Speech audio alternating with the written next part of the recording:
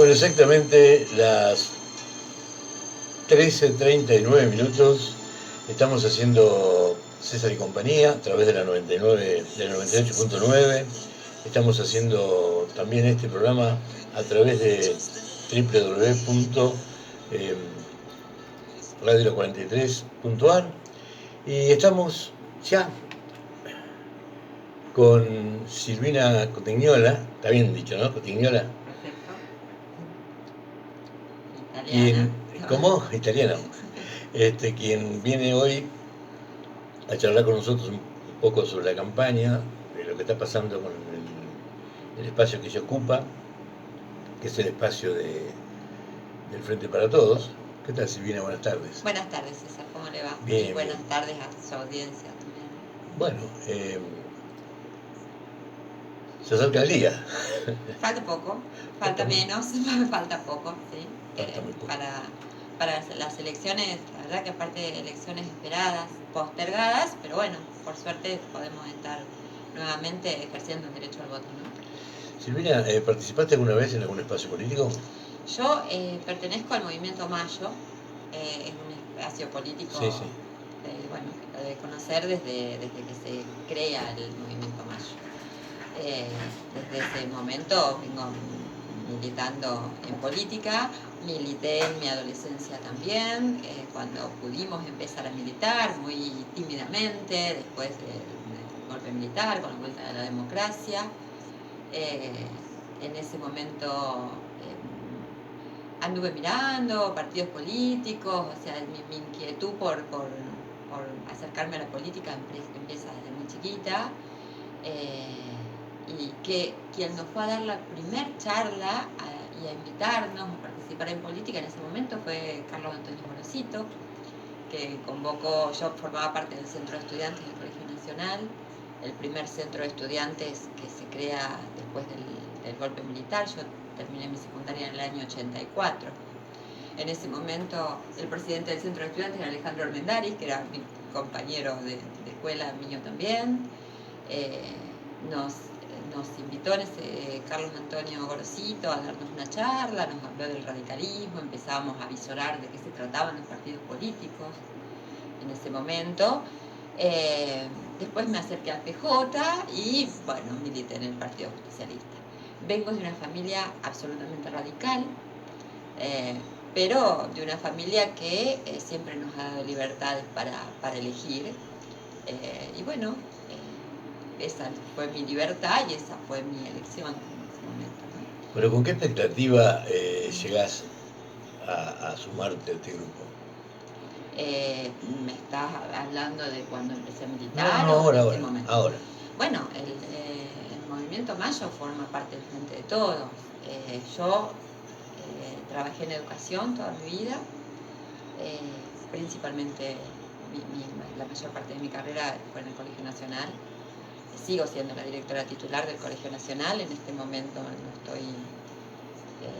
estoy en el colegio, estoy trabajando en el sindicato. Pertenezco a SUTEBA, fui parte de quienes formamos SUTEBA en Saladillo en el año 97, hacía muy poquitito, que habían sido transferidos los colegios nacionales a provincia. Empieza a implementarse la Ley Federal de Educación. Nosotros empezamos a ver con gran preocupación lo que estaba pasando hacia dentro de las escuelas, sobre todo en nivel secundario. Se acordará, IGB, Polimodal, la partición del secundario. En ese momento, bueno, con un grupo de compañeras y de compañeros de trabajo estaba la carpa blanca, nos acercamos a la carpa blanca y bueno, desde ahí decidimos formar el sindicato SUTEBA acá en Saladillo, que al principio no sabíamos mucho de qué se trataba y la verdad que también ha sido un espacio de formación para mí en esto de cuál es la mirada social, ¿no? No solamente desde los trabajadores y las trabajadoras, porque es un gremio, sino en esto de poder discutir cuál es la escuela que queremos y en esta perspectiva pensar cuál es el país que queremos, ¿no? Porque la educación es una política pública que forma para determinados modelos de países. ¿Cuál es el país que vos querés?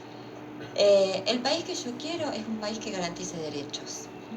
Es un país que nos incluya a todos y a todas, que tenga un desarrollo económico, pero que ese desarrollo económico sea pensado acompañando un desarrollo social. O sea, el desarrollo solo de la economía, si no es pensado desde la garantía de derechos, no es suficiente.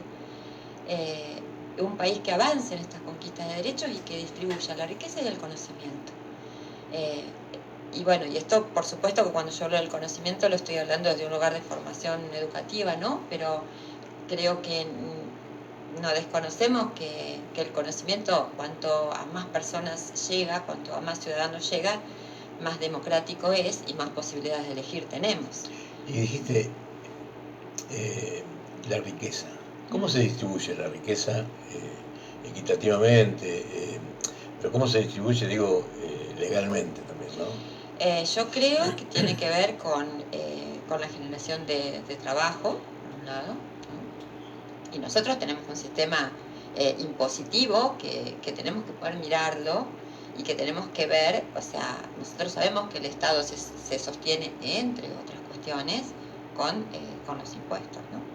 Hay impuestos que son más distributivos y hay impuestos que son más retroactivos, como por ejemplo el IVA es un impuesto que no es distributivo, o sea, todo es injusto. Exactamente. El impuesto a las ganancias es un impuesto que es más justo, ¿no? Que quien más gana, más aporta, y quien menos gana, menos aporta.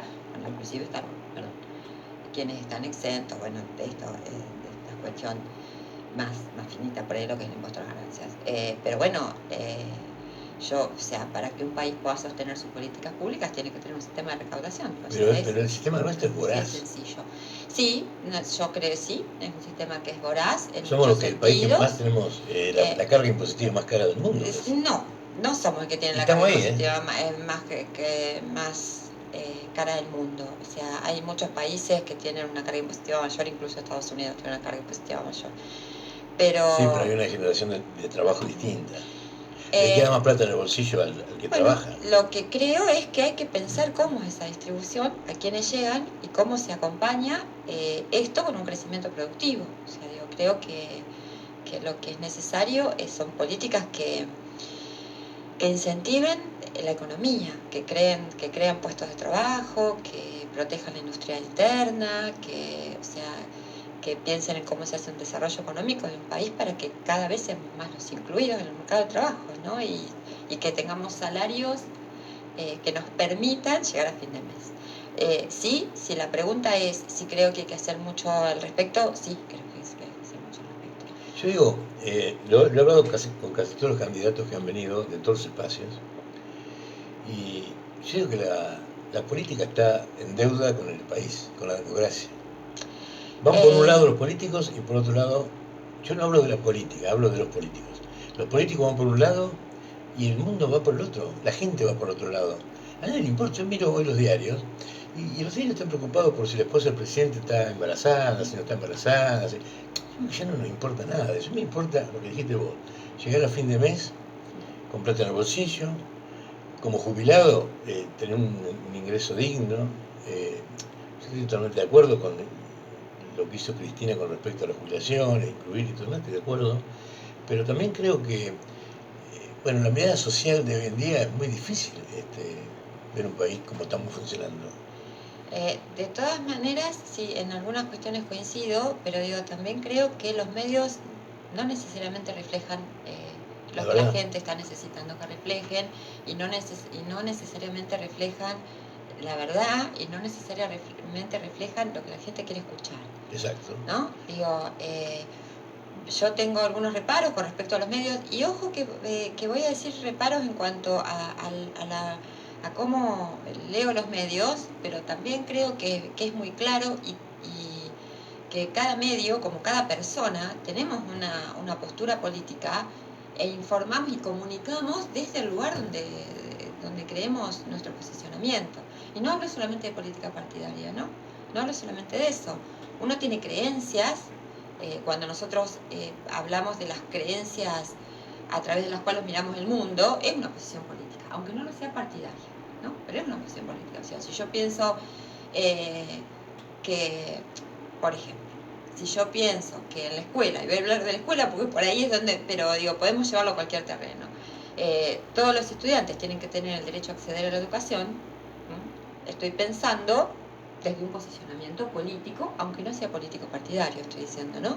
Si yo pienso, como fue en algún momento, que la escuela secundaria es para algunos sí y para algunos no, también es un posicionamiento. Entonces digo, y la forma en que yo voy a comunicar lo que creo de la educación va a tener que ver con esta mirada previa que yo tengo de la educación. Yo creo que los medios también tienen esta forma de funcionar, ¿no? Tienen una postura con respecto a la sociedad y comunican de acuerdo a la postura que tienen. Por eso es tan interesante mirar varios medios, y cuando se miran varios medios ve que una misma noticia está tratada de una forma en un medio y de otra forma en otro medio, ¿no? La realidad tiene tanta forma de ser contada como personas que la miran. Es así. Yo creo que sí, y creo que, y por eso en esa postura sobre los medios que vos tenés, que yo coincido, creo que van de la mano con la política. Me parece que la política no refleja lo que la gente quiere. Es muy difícil comunicar o sea, creo que es imposible sin una mirada política. Porque o sea, uno mira la realidad y eso es una mirada política. Y los medios cuentan la realidad. Pero los políticos ven la realidad de la gente. Los políticos somos todos, César. Los políticos sí, somos pero eso todos. sí, está bien, ¿no? eso es muy lindo, es un concepto muy lindo, pero yo no soy político. Yo no soy político. Y te digo, y soy afiliado radical, el año que viene cumplo 50 años como afiliado radical, siempre lo dije, nunca me escondí diciendo, viste, porque por ahí cuando arrancó la democracia, todos eran de socialistas o qué sé yo, demócratas cristianos, nadie quería decir lo que era. Pero yo siempre puse la cara, siempre lo dije, pero yo no vengo, venís vos, que sos del frente de todo, que sos justicialista, y yo digo, la voy a matar a Silvina. No, yo creo que se puede ser objetivo, más allá de que uno tenga un corazoncito puesto y una mirada. A mí lo que no me gusta ni la política partidaria, ni el deportista partidario, no me gusta porque siempre me va a hacer creer que lo que está en ese momento defendiendo es lo que es la verdad y no es así. A mí me gusta, yo creo en el periodismo objetivo, más allá de que somos sujetos. Yo creo que se puede hacer un esfuerzo para decir, Silvina Cotignola entró al Consejo, qué buena tarea que realizó. Lo que pasa es que eso a mí me parece que no tiene que ver con los posicionamientos políticos, sino que tienen que ver con cuál es el concepto y cuál es la mirada que uno tiene del otro y de la otra, ¿sí? Porque nosotros podemos pertenecer a espacios políticos diferentes, ¿no? De hecho, somos espacios políticos diferentes. Pero eso no quiere decir que ni usted ni yo seamos mejores o peores. No, somos diferentes. Sí. Entonces es más, yo creo que es de lo más honesto poder decir, bueno, yo pertenezco a este espacio político porque usted sabe de dónde hablo. Claro. Lo que no quiere decir es que se invalide su palabra porque yo pertenezco a un espacio político diferente. Entonces ahí creo que no tiene que ver con ser político o apolítico, o sea, creo que tiene que ver con ser respetuoso de las diferencias. Exacto. Y a mí me parece que ese es lo peligroso, no sé si lo peligroso, pero por lo menos lo que a mí no me gusta. Yo no estoy hablando... De hecho, yo le estaba diciendo recién, yo vengo de una familia radical. La familia de mi mamá es Gualberto. Los Gualberto tienen una historia radical desde hace muchísimos años. Y mi hermana va en la lista de Juntos. Y nos recontra respetamos y no nos queremos ni más ni menos. O sea, nos adoramos aunque pensemos políticamente distinto. Y no nos aleja pensar distinto. Yo creo que esto es por ahí el lugar donde, o sea, es pensar desde lo que son las construcciones políticas y que no tienen por qué ser motivo de pelea. Uno puede discutir desde lo teórico y por ahí sí, uno se envalentona, se calienta cuando discute, pero discute ideas. Los afectos son otra cosa. Me parece que por ahí esa es la diferencia. ¿Y por qué existe la grieta, por ejemplo? Bueno, yo estoy demostrando que en mi casa la grieta no existe. Bueno, pero está bien, pero la grieta existe de arriba para abajo. Yo creo que la grieta también fue una construcción. Sí, a ver, el peronismo, el kirchnerismo, pongámosle el nombre que más le guste, ¿no? tiene un modelo de país y Cambiemos, Hoy Juntos, tiene otro modelo de país. O sea, lo demostraron quienes ejercieron el gobierno. Son modelos de país diferentes. Entonces, el posicionamiento yo creo que es cuál es el modelo de país al cual yo adhiero. Respeto que haya otros modelos de país, sí, los respeto, como no los voy a respetar.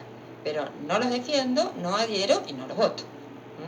Y me sumo a trabajar desde mi humilde lugar al lugar donde el espacio que yo creo que representa lo que pienso. Y para mí ese espacio es el peronismo.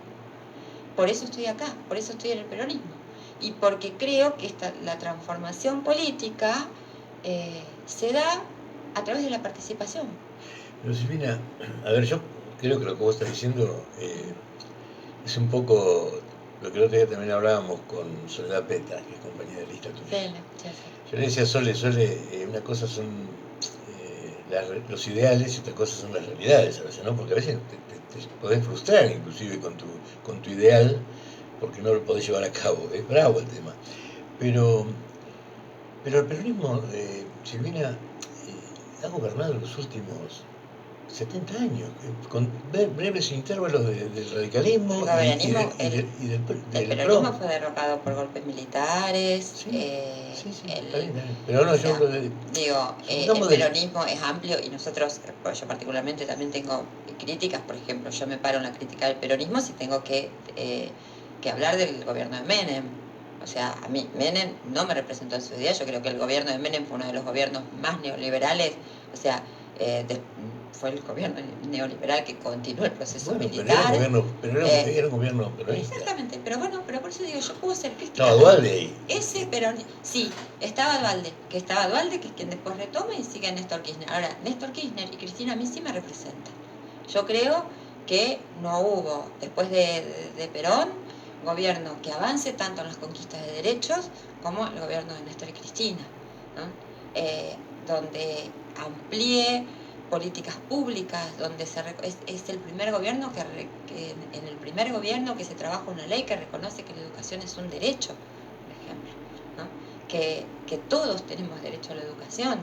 Es un gobierno que invirtió en salud, es un gobierno que implementó políticas públicas de cuidado a los jubilados, a la niñez, a los jóvenes, que protegió la industria nacional.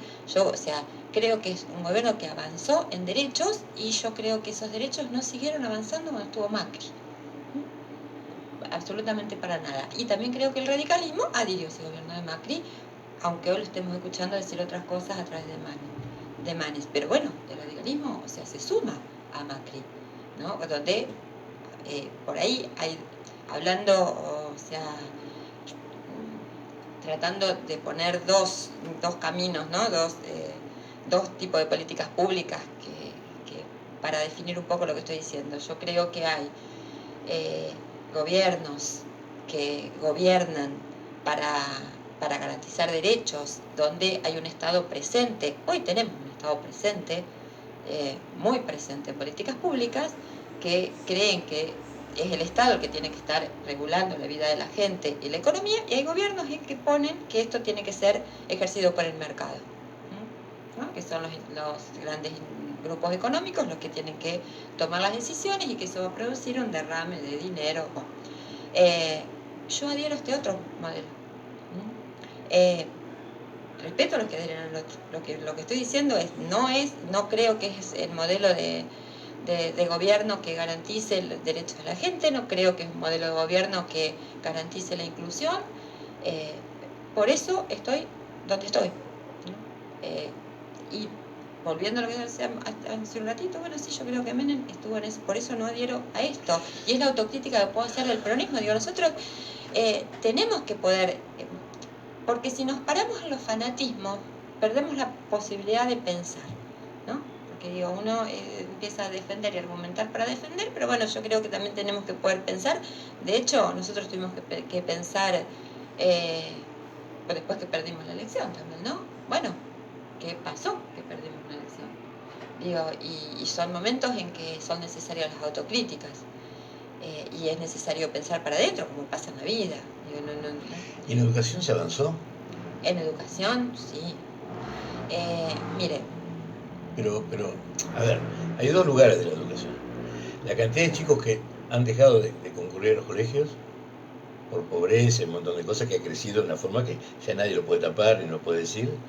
Pero otra parte en la calidad de la educación. ¿Vos pensás que se avanzó en serio? Yo creo que la educación empieza a desmejorarse, me lo que voy a decir, con el gobierno de Alfonsín. Ahí hubo unos cambios que ahí empezaron el polimodal, todas estas estructuras que se fueron dando que nadie entendía nada.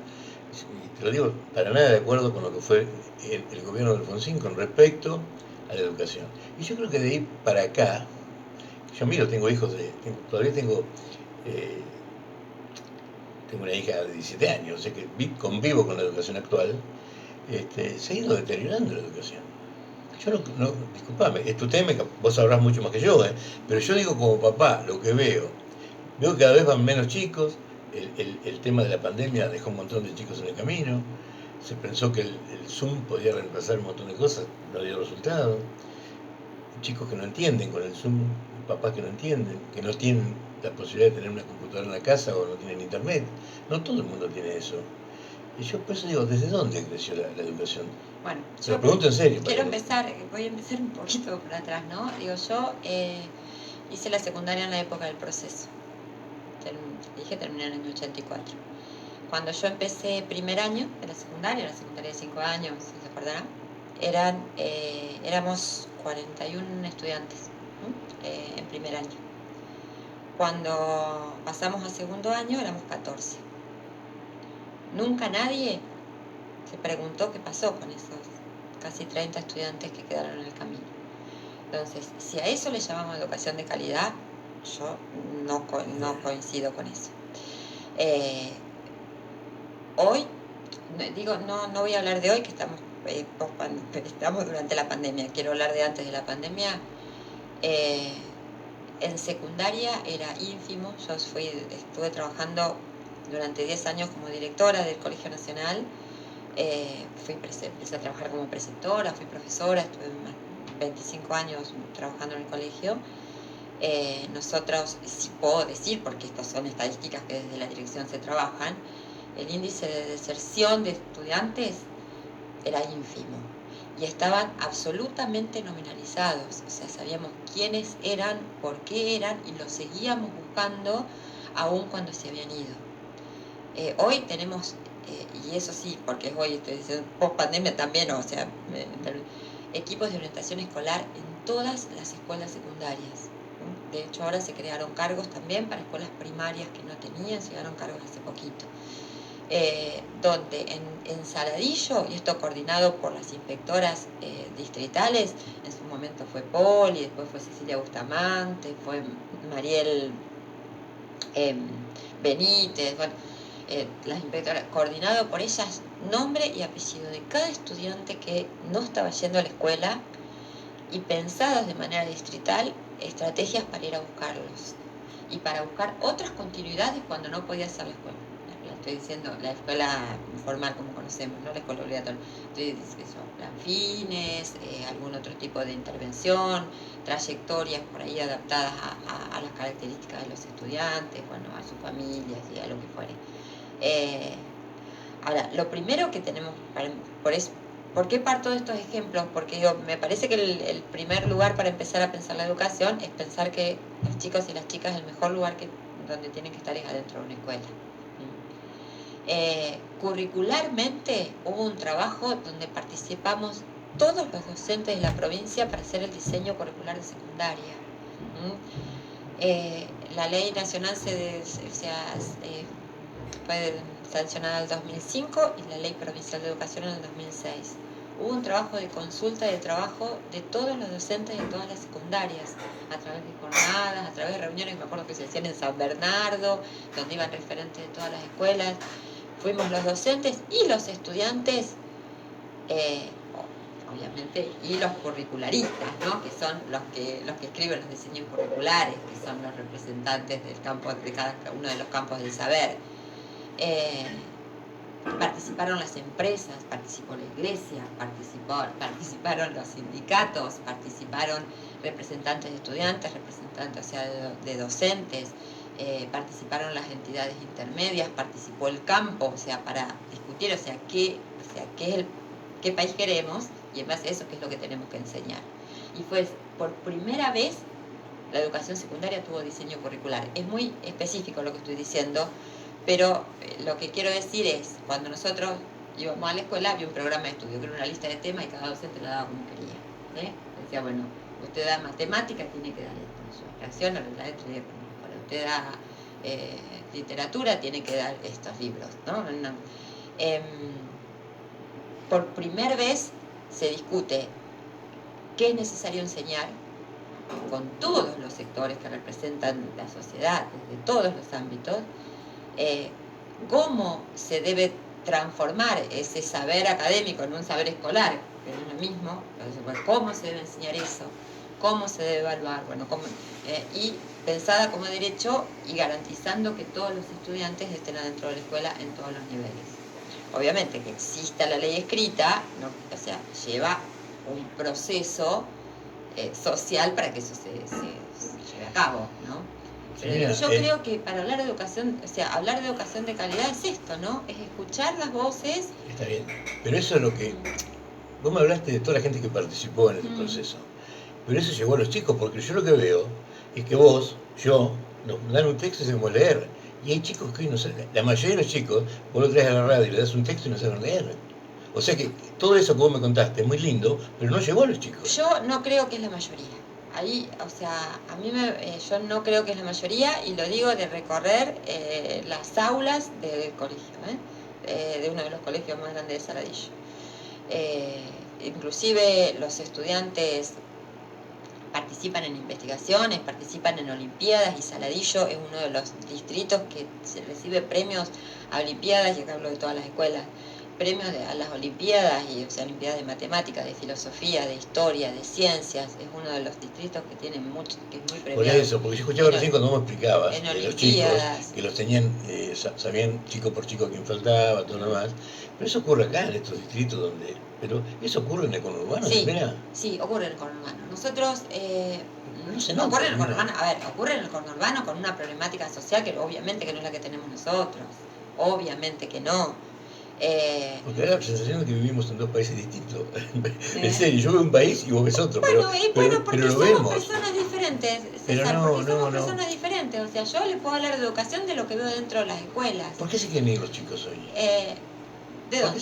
De la Argentina. ¿Por qué se van tantos chicos? Se han ido una barbaridad de chicos. Ayer vino Cecilia Bustamante, se le un chico, otro día vino Eliana Orlando, se le va otro chico. Vienen todos los días padres. A mí se me fue un hijo en el año 1999 de España. Se van los chicos cuando pasan estas cosas, que se ven envueltos en situaciones que dicen, ¿qué está pasando en el país? Bueno, habría que analizar las situaciones por las cuales se van. Yo tengo una hija, por ejemplo, que está viajando, y ella no está viajando, está viviendo en Brasil en este momento, no está viajando porque descree su país. Está viajando porque tienen, a diferencia de por ahí la generación nuestra, también tienen otras posibilidades, el mundo está mucho más vinculado, conocen otras realidades. Y quieren conocerlas en vivo. Por ejemplo, lo que ella dice, yo estoy viajando, pero yo a mi país vuelvo. Sí, pero se van, Silvina. Se van y vuelven también, y vienen otros, y tenemos extranjeros que vienen. Yo creo que hay una movilidad de los chicos. Si hay un país que es modelo, es Dinamarca. Para mí es un modelo. Dinamarca cerrará su embajada en Argentina porque ya no forma parte de sus prioridades. Lo leí, bueno. ¿Vos te das cuenta? Estamos apuntando para Cuba, Rusia, China. Y el país me parece que el mundo ese mundo, como dijiste, va por otro lado. Bueno, nosotros tenemos contratos comerciales con Rusia, China, desde Silvina, cuando se habla de los derechos humanos, ustedes que son realmente pioneros en defensa de los derechos humanos, ¿cómo podés partir? Por ejemplo, ¿cómo puede el presidente hablar bien del gobernador de Formosa? Un ejemplo que te digo. Por ejemplo, cuando eso que vos decías, que se ha crecido en comunicación, que hoy sabemos todo lo que pasa en el mundo, te muestra que en Formosa es un desastre lo que está ocurriendo. ¿Cómo puedes ponerte a favor? Vos decís, ¿estás a favor de ese hombre? A mí me hace ruido, si mira, te digo con Sí, franqueza. bueno, está bien, digo, el presidente es una persona que toma sus propias posturas y uno puede coincidir o no puede coincidir. No digo que porque uno pertenezca a un espacio político tiene que coincidir con todo lo que dice el presidente. Cuando vos me nombraste recién Pero que vos te gustaba, que te habías sentido representada por Néstor y Cristina, no me nombraste Alberto, me llamó la atención eso. sí, pero no, pero porque veníamos hablando por ahí en perspectiva más histórica.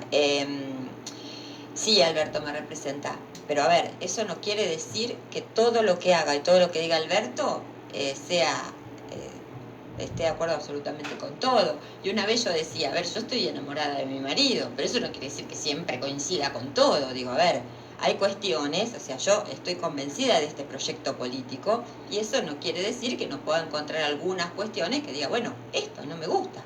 Pero el rumbo que decide y que toma el gobierno de Alberto Fernández para nuestro país es el rumbo con el cual yo coincido. Este gobierno no ha tomado una sola medida que no haya sido hacia la conquista de derechos.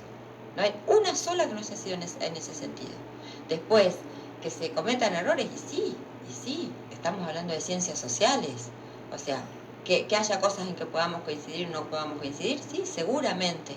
Pero si yo miro cuál es el rumbo político de este país, yo creo que tiene hoy, que está encabezado por Alberto Fernández en la Nación, es un país que está avanzando en garantizar derechos. Y ese es el modelo político al cual yo adhiero. Entonces, sí, después podemos estar en desacuerdo con cosas, ¿cómo no? Sé que yo, por ejemplo, también charlo siempre cuando yo reconozco el buen trabajo que hizo Néstor con la juventud. La juventud venía muy devaluada con respecto a la política. Si hubo alguien que los entusiasmó Conquista. en este periodo fue Néstor. Y hoy vos ves que ustedes tienen una muy linda juventud, el radicalismo ha sumado muchísimos chicos. Bueno, hasta el PRO, que es un partido pequeño, tiene chicos, y eso es bueno, que participen, que se prendan de la discusión y que puedan de adentro no decir, papá, ¿quién voto? Porque la verdad que no tengo ni idea, no, y ellos se darse cuenta a través de lo que escuchen. Hoy se escuchan, vos decías que el periodismo no coincidís con muchas cosas, pero se escuchan cada disparate también de la parte política, así, mira. Quiero volver, pues porque bueno, Sí, es el lugar donde de lo que estaba diciendo. No, quiero tomar de lo que está diciendo, porque es el lugar donde más me apasiono, hablar de la juventud. Yo creo que sí, que se conquista la juventud. Néstor vuelve a conquistar la juventud, Sí. por suerte, y hoy tenemos una juventud que tiene ideas y que defiende ideas. ¿Mm? Y ahí es cuando yo digo que no es que estamos hablando de jóvenes formados. ¿Mm? Poder defender ideas políticas es educación. Obviamente habrá dificultades en algunos lugares, pero hoy tenemos chicos y chicas que defienden posturas y que militan en partidos políticos y que están convencidos de que es posible cambiar la realidad, que es posible tener sueños y poder, accionar para eso, que están muy atentos socialmente a lo que le pasa a los otros y a las otras, o sea, que no están aislados en sus propias burbujas. Tenemos una juventud que es muy solidaria y cuando fue la tormenta, la última tormenta que estuvimos, obviamente, acompañando, era maravilloso la juventud que estaba acompañando también. Desde el lugar que fuera, algunos arriba de los camiones repartiendo, otros organizando en los comités, en las unidades básicas, otros tomando pedidos de la gente. Digo, estoy hablando de todos los partidos políticos, no estoy. Digo, y para mí creo que es recontra valioso tener una juventud comprometida. Y eso es parte de un proceso educativo. Y no hablo solamente de educación en las escuelas, hablo de un proceso social educativo. Muy sensible a lo que le pasa al otro y a la otra. O sea, los vemos participando socialmente en muchos espacios y tienen muchísimo para enseñarnos. Muchísimo. Hay que escuchar a los chicos y a las chicas.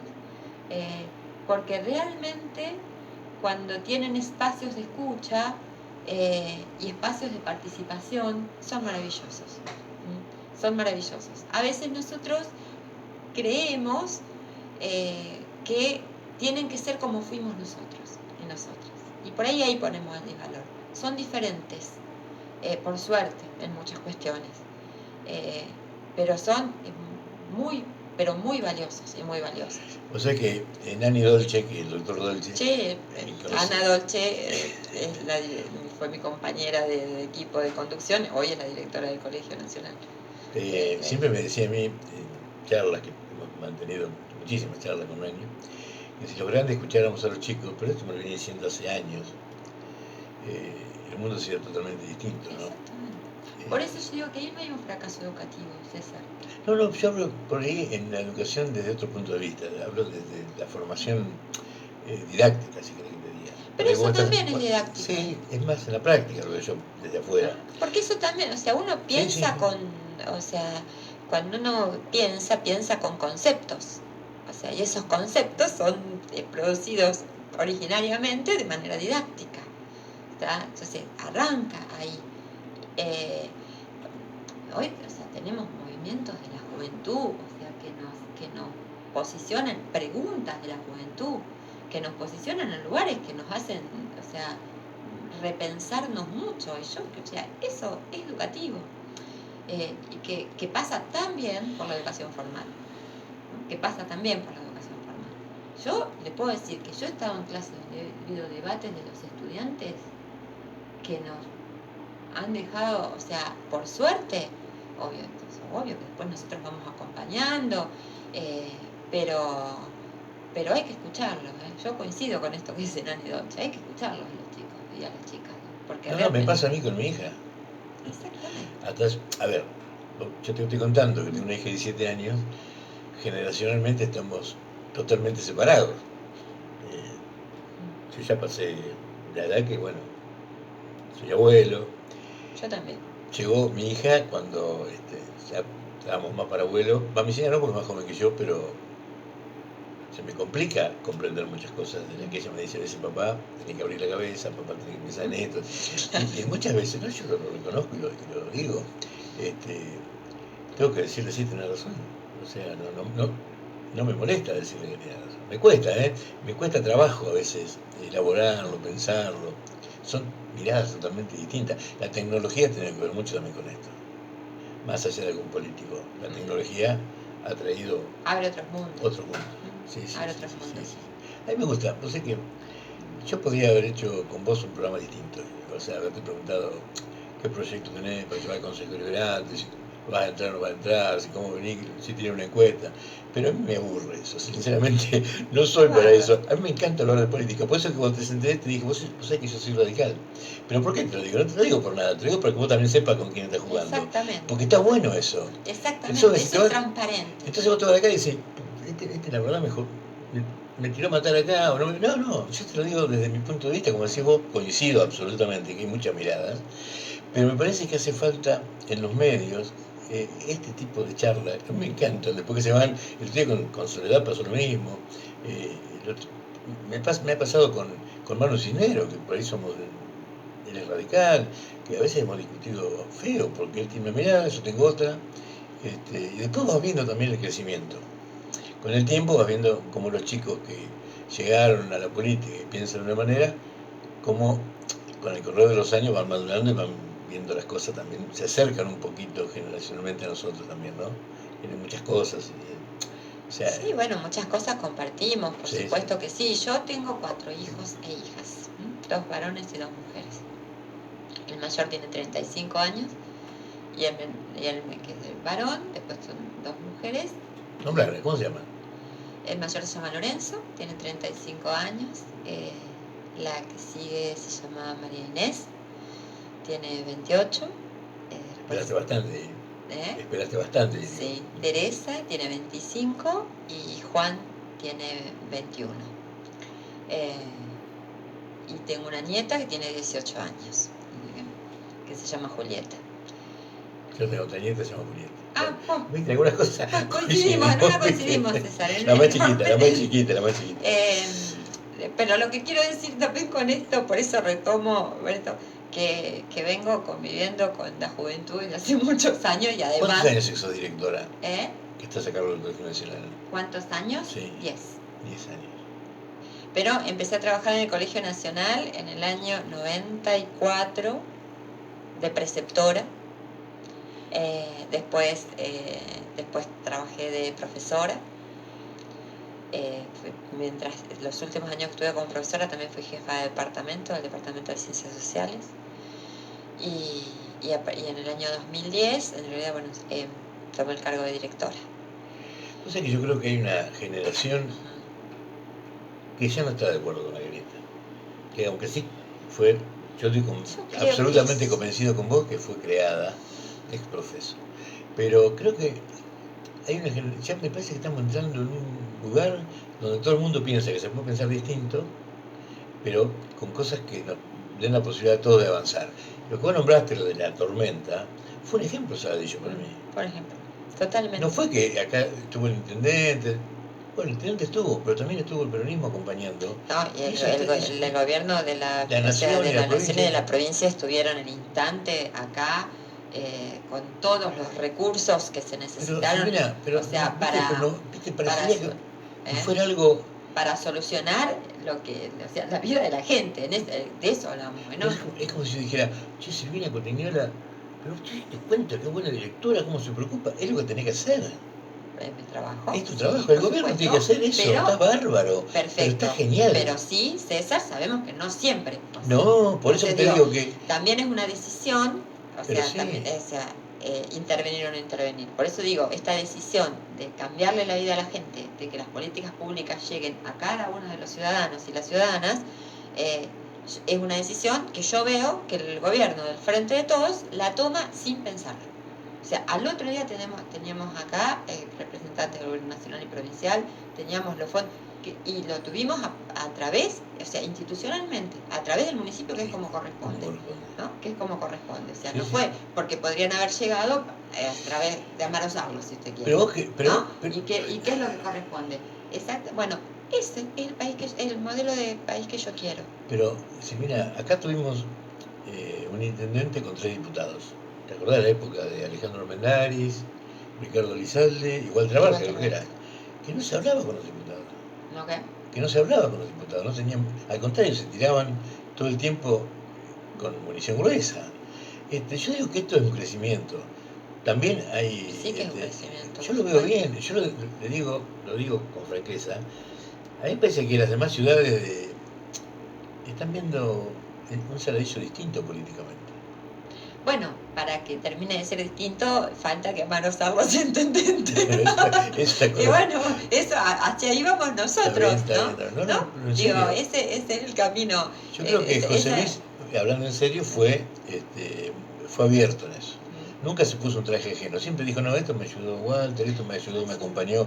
Yo creo que hay que reconocerlo. Sí, también hay una gestión de Walter Abarca, de Amaro Sarlo y de todos los quienes están ejerciendo su trabajo en este momento en lugares públicos, en lugares de gestión pública, muy importante con respecto a gestionar. Ayer se firmó el convenio, fue la licitación para la ampliación de la planta de cloacas. Bueno, pero ahí tenés, ¿ves? Eso tiene su puntita, su inicio con Macri, aunque no nos guste reconocerlo. El que vino acá y dijo, sí, lo vamos a poner, después cambió gobierno y está bárbaro que se siga. Sí, pero que fue se optimice. 15 días antes de irse. No, César. No fue 15 días. Pero fue ahí cuando estaba. O sea, ya había perdido los pasos. No, Silvina, no, pero fue un tiempo bastante prudente. No, pero digo, ya había perdido los pasos, Macri, cuando dijo eso. Dijo, lo voy a hacer y se fue. O sea, pero estaba gobernando, parece. Sí, está bien, pero digo. Está bien que lo continúe el gobierno peronista. Lo que yo digo, a ver, en realidad esto, el otro día estábamos hablando con Amaro. Lo de la ampliación de las cloacas, o sea, lo viene pidiendo su papá, César Sarlo,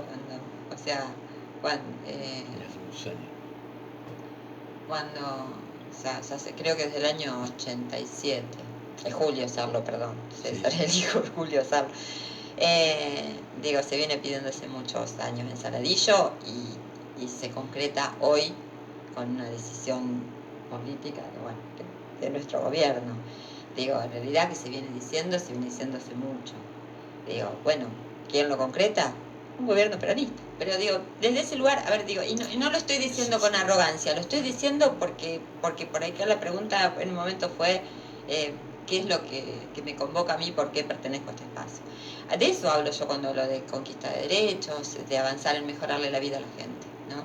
Digo, porque son 700 millones de pesos los que se invierten. Digo, no tiene que ver solamente... Van a ser 1000. Sí, van a ser, sí. En este momento son un poco más de 770 y algo, creo que. Pero vos sabés que por ahí supongamos, digo, es una obra a largo plazo. Sí, y no es una intención. O sea, porque digo, no es decir lo voy a hacer, es hacerlo, es poner el dinero para que se haga. Y realmente sabemos que Saldillo ha crecido muchísimo, muchísimo en cuanto como ciudad, y que es una obra absolutamente imperiosa, porque o sea, digo, que se modifique, que se amplíe la planta de flota, ¿no? Pero yo creo que eso es optimizar recursos. A ver, yo creo que es trabajar por el bien común. Exacto. Ni más ni menos. O sea, yo, supongamos... Es garantizar derechos. Juguemos, aunque a vos no te guste, un juego, te digo, ¿no? Que en el 2023 pierde Alberto y gana el Partido Socialista. No sé ni quiénes son los candidatos, ni si existen.